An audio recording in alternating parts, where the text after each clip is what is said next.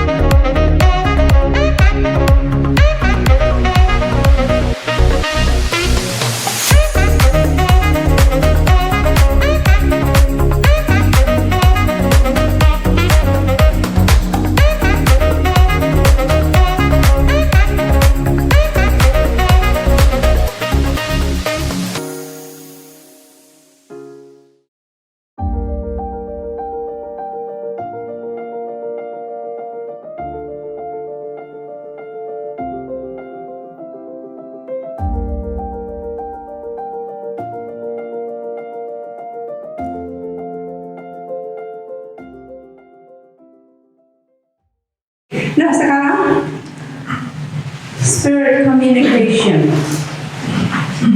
komunikasi alam roh.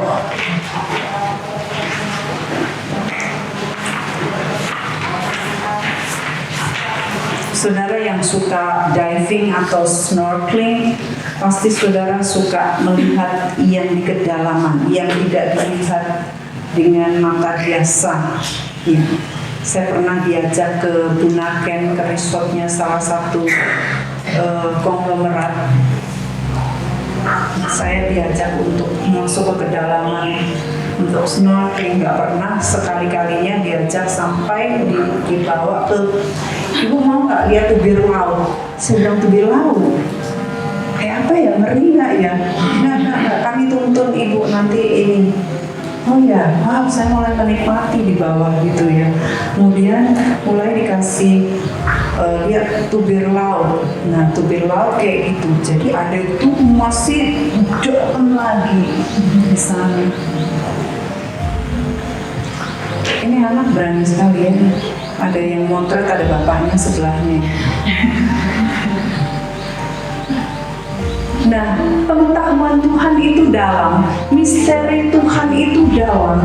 Itu hanya bisa dikeduh kalau kita menyelam bersama Dia.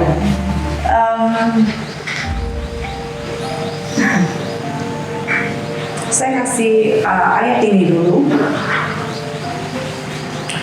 The deep mystery, deep calls unto deep. Ya, silakan tadi yang berikutnya membaca. Maksud 2 adalah samudra raya berpanggil-panggilan dengan deru air terjunu, segala geloramu bergulung melingkupi aku. Nah, jadi samudra raya itu berpanggil-panggilan. Ini deep calls unto deep. Ya. Dengan deru air terjun, segala gelora dan gelombang bergulung-gulung. Oh, misteri di bawah sana. Nah, Tuhan memiliki misteri-misteri seperti itu yang hanya dibagikan kepada mereka-mereka yang berani ngeduk sampai dalam, yang berani menyisihkan segalanya untuk mencari Dia lebih dalam lagi. Kita sering nyanyi itu, lebih dalam, lebih dalam. Seberapa saudara sudah memaksimalkan pencarian itu sampai ke kedalaman, seberapa banyak, seberapa berani. Ada salah satu murid yang luar biasa, hari ini nggak ikut anaknya Ibu Ruth. Ya. Dia sebegitu habis dari IDTC, sebegitu luar biasanya dia menggebu-gebu, menyala, dia pingin baca Alkitab sampai habis, dia nggak ada waktu. Kemudian dia minta kepada bosnya untuk stop bekerja selama 1 bulan. Bosnya bilang, nggak ada itu, nggak ada. Ya sudah, kalau nggak ada saya keluar. Oh no, jangan keluar, karena ini orang penting. Setelah di IDTC kan, dia sangat luar biasa sekali ngejar dan penjualan itu melebihi target, sehingga bosnya nggak mau kehilangan dia, dan dia kebutuhan akan Tuhan yang tadi siang dan malam tadi. Maka dia bilang, saya nggak digaji nggak apa-apa, pokoknya saya mau habiskan firman, mau baca sungguh-sungguh. Dia menantang diri, deep calls unto deep. Wow, 1 bulan dihabiskan baca firman, mendapatkan hal yang luar biasa, lebih menyala lagi, dan dipakai di perusahaannya lebih-lebih lagi. Ada teman-teman kerja nih di sini yang bisa saksikan, ya kan? Luar biasa, deep calls unto deep. Jangan anggap enteng pengetahuan, kedalaman. Terima kasih. Sometimes like my Indonesian distorted sometimes only. Nah, saat kita mau sampai masuk lagi lebih dalam lagi tanpa mempedulikan apapun juga, maka Tuhan juga akan memanggil itu yang di kedalaman untuk keluar, untuk diberikan kepada kita, dinyatakan kepada kita misteri-misteri yang luar biasa. Saudara nggak harus 1 bulan off. Saudara hari-hari hitung aja berapa waktu yang terbuang lama sekali. Jangan mimpi untuk bisa minta cuti seperti itu kalau saudara sendiri tidak menunjukkan diri bahwa saudara itu reliable, saudara qualified di tempat pekerjaan saudara. Ya. Tetapi ini dilahirkan dari hati yang rindu. Tuhan itu memanggil gitu, deep calls unto deep, tebarkan jalanmu di tempat yang dalam, Tuhan berkata. Jadi yang dalam di kedalaman, saudara mendalami Tuhan, mendalami, mencintai firman-Nya. Kadang-kadang memang nampak firman itu nggak ada apa-apanya gitu. Dibaca bosenin, ya nggak ngerti artinya. Lalu ini apa? Ini perkataan, apalagi perjanjian lama ya. Itu kayak nggak ada artinya begitu. Saya juga mengalami begitu. Saya udah puluhan kali saya baca firman, saudara. Masih juga ada yang, what is this? Gitu. Apaan sih ini nggak mudeng kayaknya? Kamu nggak ada. Maaf Tuhan, maaf.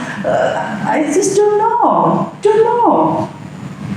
Tetapi saya harus membacanya dan itu terstore up, ya, terstoring di roh kita. Saudara, walaupun saudara nggak ngerti artinya, itu semua firman Tuhan berguna. Semua firman berguna. Ya, ada satu cerita yang masih senang kadang-kadang begini menceritakannya supaya saudara mengerti begitu dalamnya artinya firman ya. Ada seorang sahabat, dua cewek-cewek ini sahabat mereka. Satunya anak Tuhan, satunya belum kenal Tuhan ya. Lalu ini ngajakin gitu, ayo gereja, lo nggak mau dari dulu. Pokoknya aku tuh aku nggak mau percaya sama Tuhan Yesus gitu. Emang Yesus itu Tuhan? Kamu nanti mati juga disalib kayak gitu. Mana ada Tuhan yang mati disalib telanjang begitu? Pokoknya dibully terus. Suatu hari saking sahabatan dia terus aja dibilang ayo dong, nggak pernah nyerah. Akhirnya ikutlah dia. Waktu ikut, yang khotbah bukan tamu, ya pendetanya dia yang udah tua gitu. Nah, maka dia membaca dari Kejadian. Maka setelah Nuh ini dia melahirkan ini, lalu ia mati. Maka setelah Metusalah, maka dia ini dan dia kawin, punya anak dan mati gitu.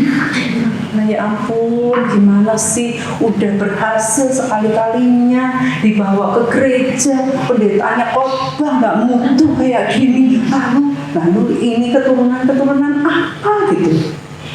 Saya bilang, sorry ya, aku nggak enak banget nih. Sorry apa?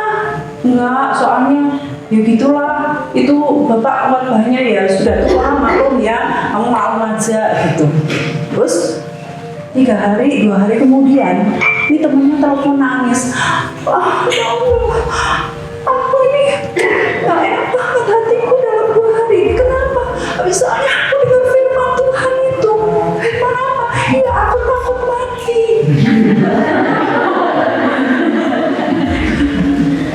Jadi yang mati setelah itu mati aja itu berkuasa. Oke, jadi jangan remehkan firman. Semua firman berkuasa. Jadi saudara meditate the word of God day and night. Walaupun saudara nggak ngerti baby Christian, saudara terus saja nikmati. Saya dari kecil juga saya baca nggak ngerti, pikirnya saya kasih tanda tanya kenapa. Lalu ada kan cerita saya di YouTube ya, bagaimana cara saya membaca firman. Nah itu cara saya membaca firman itu berulang kali, kejadian wahyu itu berulang kali saya kasih tanda, saya kasih ini dan sebagainya. Tapi sampai sekarang pun masih ada beberapa ayat-ayat yang saya nggak ngerti gitu. Kemarin juga saya baca Yesaya, ini apaan sih gitu, nggak ngerti lah. Ya sudah, tetapi yang penting ada kerinduan sebab Tuhan memanggil. Tuhan itu kan kadang-kadang suka mancing gitu ya. Tuhan suka mancing loh. Ya. Kalau kita nggak dapat apa-apa, kita ini bukan mancing fishing, bukan. Ya. Kalau kita nggak dapat apa-apa, apakah kita masih tetap berharap? Apakah tetap kita datang? Apakah kita tetap tanpa pamrih, tetap mencintai Dia apa adanya? Apakah kita tetap antusias datang kepada Tuhan walaupun nggak ada jawaban? Antusias nggak? Gitu. Itu yang saya rasakan di hati Tuhan gitu. Saya nggak dapat apa-apa, saya nggak dapat gereng apa. Hari-hari saya doa aja, I pray anyway. Saya doa, saya muji Tuhan, saya nggak dapat penampakan apa. Tetap saya doa, saya tetap mencintai, saya tetap cari Tuhan, tetap saya dengan kerinduan. Tuhan kadang-kadang ingin melihat kita sampai seberapa kita datang dan mencintai Dia. Ya. Oke, sekarang kita akan balik ke spirit communication ini. Silakan berikutnya dibacakan satu persatu ayatnya. 1 Korintus 2 ayat 10. Karena kepada kita Allah telah menyatakannya oleh Roh, sebab Roh menyelidiki segala sesuatu, bahkan hal-hal yang tersembunyi dalam diri Allah. Siapa gerangan di antara manusia yang tahu apa yang terdapat di dalam diri manusia sampai manusia sendiri yang ada di dalam dia. Demikian pula tidak ada orang yang tahu apa yang terdapat di dalam diri Allah sampai Roh Allah. Kita tidak menerima roh dunia, tapi roh yang berasal dari Allah supaya kita tahu apa yang dikaruniakan Allah kepada kita. Dan karena kami menafsirkan hal-hal rohani kepada mereka yang diberi roh, kami berkata-kata tentang karunia Allah dengan perkataan yang bukan diajarkan kepada kami oleh hikmat manusia, tetapi oleh roh. Oke, now kita ini melihat di sini soal roh, ya. Saya berbicara kepada roh, saya sekarang berbicara bahasa roh, nafas roh, yang dari roh. Allah telah menyatakannya oleh roh kepada kita semua, karena roh itu menyelidiki segala sesuatu, bahkan hal-hal yang tersembunyi dalam diri Allah. Kita bisa mendapatkan misteri-misteri kedalaman pikiran dan hati Allah saat kita deep in Him, saat kita masuk ke kedalaman bersama dengan Dia. Nah, saudara, sedalam apa? Itu pertanyaan berikutnya. Sedalam apa saudara mencari Tuhan? Serindu apa saudara mencintai Tuhan? Seberapa dalamnya usahamu untuk mendapatkan misteri kedalaman ini? Atau hanya seperti tadi,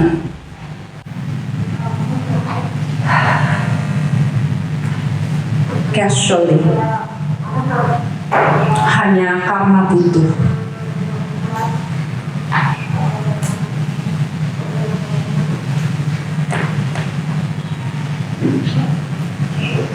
Nah, di dalam ayat 12 dikatakan, kita tidak menerima roh dunia, tapi roh yang berasal dari Allah, supaya kita tahu apa yang dikaruniakan Allah kepada kita. Kita hanya bisa tahu apa yang dikaruniakan Allah kepada kita saat kita menolak roh dunia. Dan ketahuilah, di hari-hari akhir ini roh dunia sangat mencekam, menjerat kita di kanan, kiri, muka, belakang, atas, bawah, semuanya kita ini disekat, karena semuanya ada di dalam kuasa kita, di dalam genggaman kita. Dan dengan free will yang Tuhan berikan kepada kita, kita ini bebas untuk berselancar di alam roh, di alam pikiran.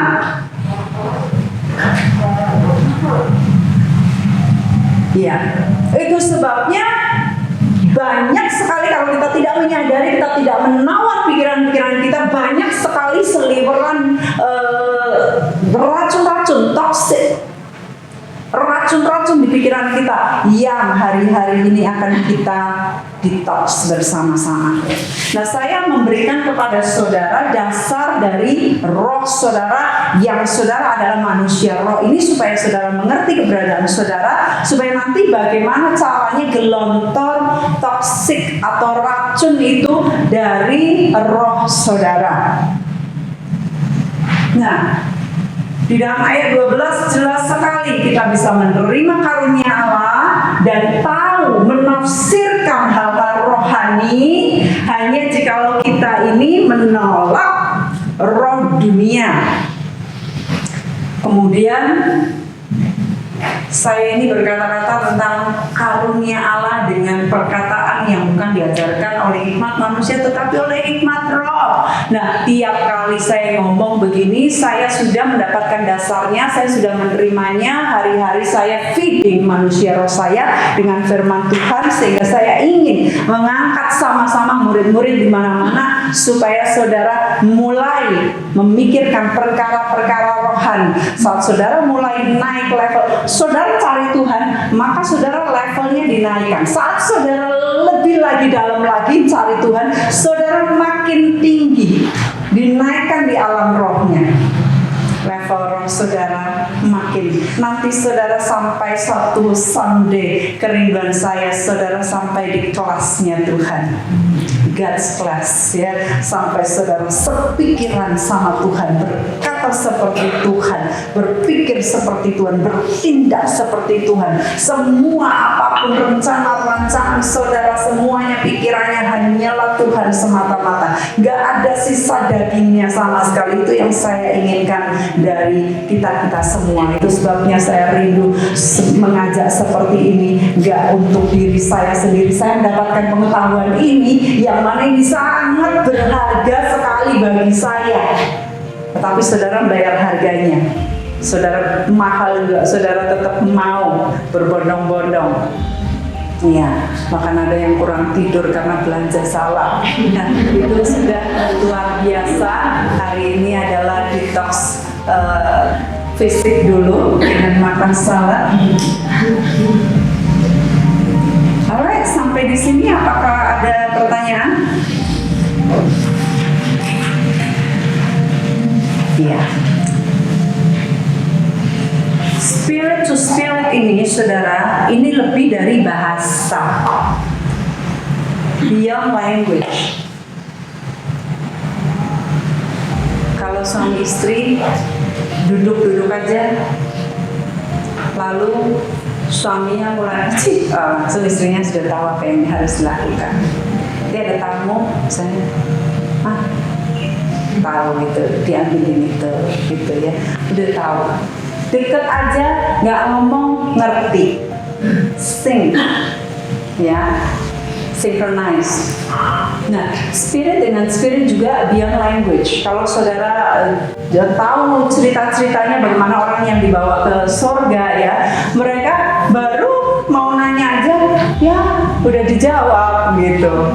Lucu sekali, saya ini dengar ceritanya Pak Ishak Cipto, dia bilang, wah, aku ini loh sudah di surga, pikiran masih ngeros, katanya gitu. Aku di sana lihat malaikat cakep banget, lagi lihat gitu, ngapain kamu lihat itu matanya Tuhan sudah itu katanya. Ya, aku kan cuma menikmati gitu, tapi itu kebaca gitu. Nah, ini jadi spirit to spirit itu beyond language. Ya, demikian juga yang tadi, dark attracts darkness. Apa ya? Jadi nggak usah ngomong pun kalau pikiran-pikiran kita ngeres, ya itu flashing. Ingat ya, flashing. Apalagi kalau sampai sudah negatif-negatif perbuatannya semuanya dosa, flashingnya, wah, nyalanya nyala kenceng banget gitu. Nah, kita mau supaya nyala kita adalah terang cahaya yang attract semua kebaikan-kebaikan Tuhan. Malaikat-malaikat Tuhan attracted kepada kita karena kita ini hidup di dalam terang, karena kita ini melakukan kehendak-kehendak Tuhan, sehingga semuanya disediakan bagi kita karena kita hanya memikirkan perkara-perkara yang di atas. Saat kita digging deeper, maka kita dikasih misteri-misteri yang dalam dan kita level-level rohani kita dinaikkan. Ya, saya minta dibacakan lagi ayat berikutnya. Pengalaman ayat 2. Demikian juga mau membantu kita dalam kelemahan kita, sebab kita tidak tahu bagaimana sebenarnya harus berdoa, tetapi Roh sendiri berdoa untuk kita kepada Allah dengan keluhan-keluhan yang tidak terucapkan. Dan Allah yang menyelidiki hati nurani mengetahui maksud roh itu, yaitu bahwa ia sesuai dengan kehendak Allah berdoa untuk orang-orang kudus. Kita tahu sekarang bahwa Allah bekerja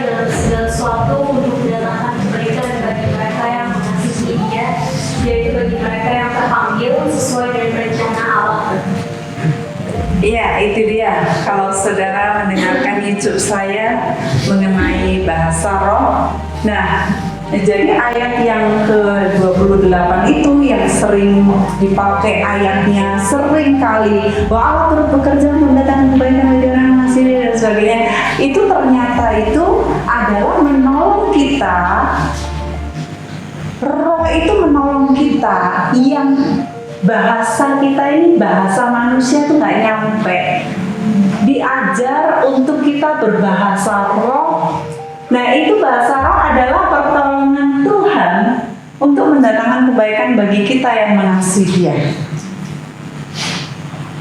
Ya, jadi bahasa roh itu adalah hal yang baik untuk kita bisa berkomunikasi dengan Allah yang adalah roh. Nah, Tuhan memberikan kita firman-Nya di dalam gadget-gadget kita sekarang, ya hampir nggak ada yang bawa Alkitab ya. Oh, masih luar biasa anakku.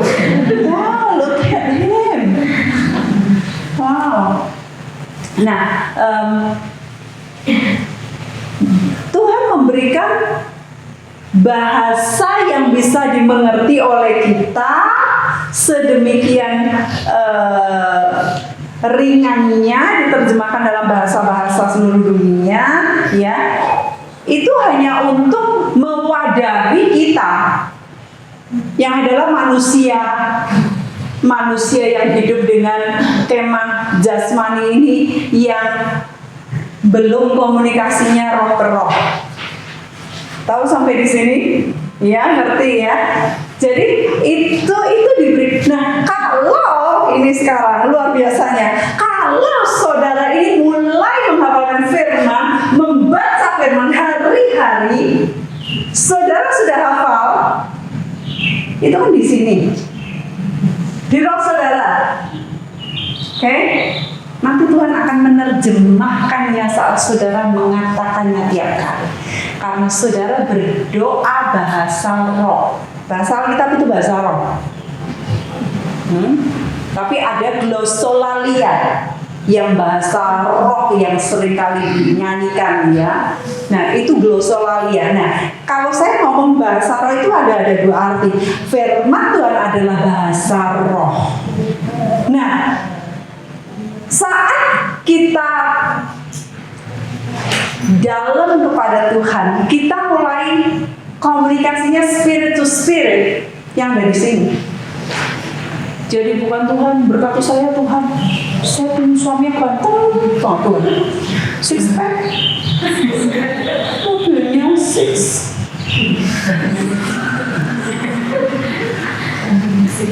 full of pack.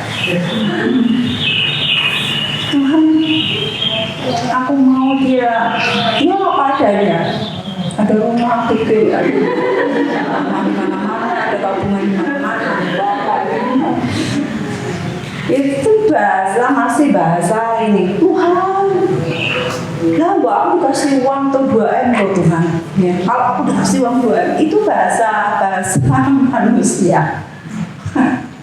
Tetapi Tuhan yang adalah roh, Tuhan mau kita ini berkomunikasi secara roh. Remember, you are spirit. Nah, saya ingin terus menyadarkan saudara mengenai your spiritual living, kespiritan saudara. Jangan lupa ini, saudara berkomunikasi kepada Dia di dalam roh dan kebenaran. Ya. Nah, nanti saudara ini makin pintar. Tetapi kepintaran saudara jangan untuk menghakimi orang lain, hamba Tuhan yang lain yang belum pengetahuannya selevel saudara. Saudara jadi pelaku saja. Jadi pelaku. Kalau sampai firman itu sudah mendarah daging di roh saudara, bahasanya sulit sih ya, mendarah daging di roh saudara. Gimana coba bahasa lain masih?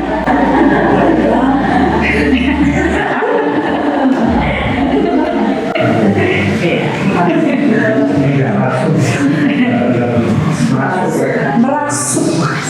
Good, thank you. Merasuk. Oke, ya, sampai meras. merasuk jadi satu ya. Nah, itu nanti saudara communication-nya spirit to spirit. You don't need to say anything. Saudara hanya bergelongsola ya. Kemudian roh itu yang akan menerjemahkannya. Karena roh itu yang mengetahui hati Tuhan, pikiran Tuhan. Roh itu yang mendoakan kepentingan-kepentingan saudara untuk disampaikan kepada Tuhan. Tiba-tiba semua kepentingan-kepentingan saudara sudah terpenuhi. Alright? Comprende? Alright. Nah, itu yang saya mau supaya saudara nyadar mengenai spirit communication ini. Alright. Ini berikutnya, very very important. Everything is vibrating. Gambarnya vibrate ya. Kalau saudara merekam maka ada vibration. Suara itu vibrate. Nah, silakan baca seterusnya giliran. Nomor 8 ayat 5, sebab mereka yang hidup menurut daging memikirkan hal-hal yang dari daging, mereka yang hidup menurut roh memikirkan hal-hal yang dari roh. Karena keinginan yang penting adalah mau, tetapi keinginan roh adalah hidup dan damai sejahtera. Sebab kita jadi yang telah disebutkan kepada orang, karena yang tidak sakit kepada Tuhan, ini memang tidak mungkin. Mereka yang hidup dalam daging tidak mungkin berkenan kepada Allah. Tetapi kami tidak hidup dalam daging, melainkan dalam roh. Jika dalam roh Allah dia di dalam kami, tapi jika orang tidak memiliki roh Kristus yang di kami.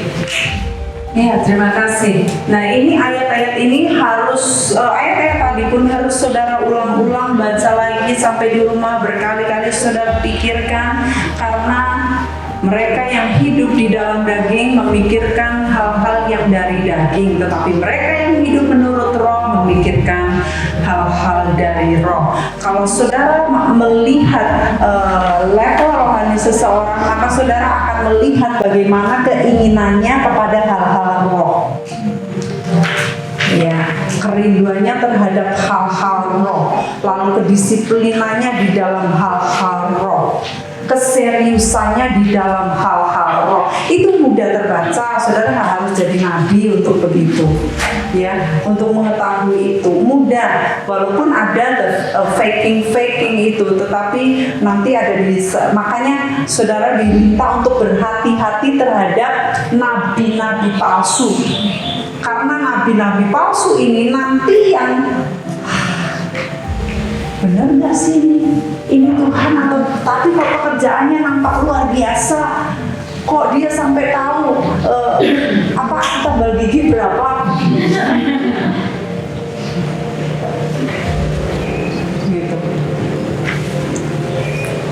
Itu tuh mereka jadi nabi-nabi palsu adalah nabi-nabi yang tadinya benar, tetapi di dalam perjalanannya proses ini mereka melenceng. Nah, sampai orang bisa ngerti itu nabi ini nabi. Nah, orang-orang kepincut kepada nabi itu, kepada perbuatannya. Makanya nanti sampai akhirnya di hari-hari akhir Tuhan berkata, aku tidak mengenal engkau, hai engkau pembuat kejahatan. Tuhan, bukankah aku sudah melakukan mujizat? Bukankah aku bangkitkan orang mati? Semuanya demi namamu. I don't know you, get away from me, you evil doer. Ya. Jadi mereka melakukan itu, tetapi untuk kepentingan daging, maka mereka disebut akhirnya jadi nabi palsu, melakukan kejahatan. Ya, nah itu sebabnya kita akan mengerti bagaimana seseorang hidup di dalam daging atau di dalam roh. Dari orientasi mereka nanti kita akan lebih nanti dan besok kita akan lebih mendalami hal ini lagi. Itu sebabnya ini adalah, kalau bisa dibilang ini adalah merohkan daging kita. Bagaimana kita berusaha merohkan daging kita? Gimana lagi? Ini adalah salah satu yang sangat penting ketika kita hidup di dunia ini. Ya.